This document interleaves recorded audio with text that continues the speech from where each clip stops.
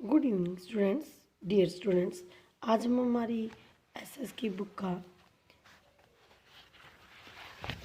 Chapter number 16 करेंगे। 16 chapter है हमारे कर्तव्य तथा अधिकार।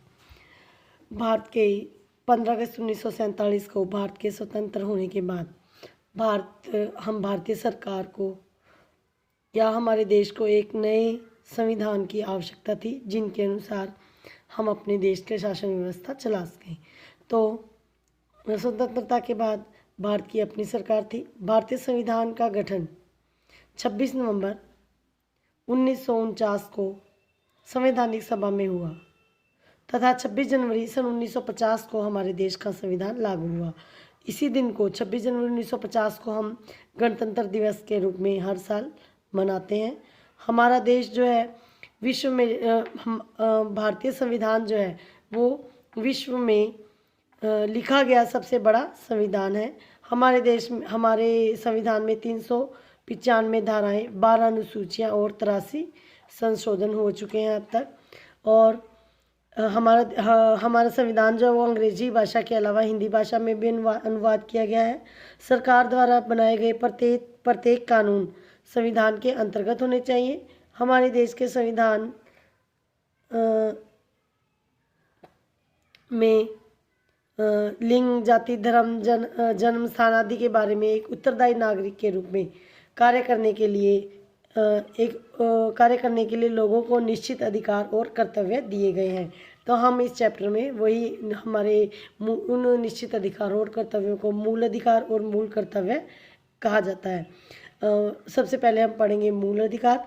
मूल अधिकार भारतीय नागरिकों को अपना जीवन जो है वो सुविधापूर्वक व्यतीत करने के लिए कुछ मूल अधिकार दिए गए हैं। वो इस प्रकार हैं। सबसे पहले है कि हमारा संविधान हमारे देश के सभी लोगों को समानता का अधिकार प्रदान करता है। पहला अधिकार है समानता का अधिकार। तो इसमें किसी भी व्यक्ति के साथ लिंग, धर्म, जाति या जन्म स्थान के आधार पर बुरा व्यवहार नहीं किया जा सकता। उसके बाद है प्रत्येक नागरिक को अपनी सोच व्यक्त करने तथा भाषण देने के लिए स्वतंत्रता है, यानी कि विचारों की अभिव्यक्ति है। थर्ड जो हमारा मूल अधिकार है वो है कि किसी भी व्यक्ति से उसकी इच्छा के विरुद्ध या उसे बिना पैसे दिए या बिना मजदूरी दिए उससे कार्य करवाया नहीं जा सकता।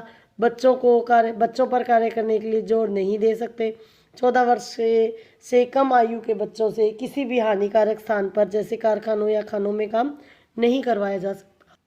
हमारे देश का प्रत्येक नागरिक अपना धर्म चुनने के लिए स्वतंत्र है, और लेकिन इसके साथ साथ उसे सभी धर्मों का भी सम्मान करना चाहिए। किसी भी व्यक्ति पर इच्छा के विरुद्ध कोई धर्म अपनाने के लिए जोर नहीं दिया जा सकता। हमारे देश में बहुत सारी संस्कृतियां और भाषाएं हैं, इसलिए किसी भी भाषा, संस्कृति, किसी भी संस्कृति के लोगों को अपने किसी भी देश के किसी भी भाग में स्वयं की शिक्षा संस्थाएं खोलने का अधिकार है। कोई भी अनुभव करता है कि उसके मौलिक अधिकारों का उल्लंघन हो रहा है या हनन हो रहा है, तो वो व्यक्ति उस न्यायालय में अपने मौलिक अधिकार प्राप्त करने के लिए न्यायालय में जा सकता है। लेकिन कुछ संकट के समय, जब देश में संकट काल घोषित किया गया हो, तो उस समय मूल अधिकार स्थायी रूप से या कुछ समय सीमा के लिए सीमित किए जा सकते हैं। उसके बाद है हमारे मूल कर्तव्य नागरिकों को जहां मौलिक अधिकार दिए गए हैं वहीं उनसे एक आदर्श नागरिक के रूप में कुछ मूल कर्तव्यों को निभाने की भी उम्मीद की जाती है।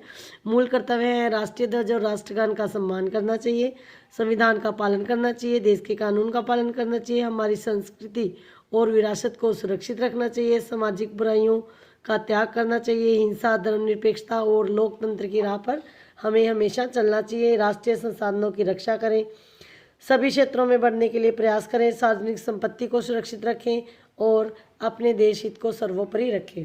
उसके बाद कुछ नीति निर्देशक तत्व भी है जिनका पालन सरकार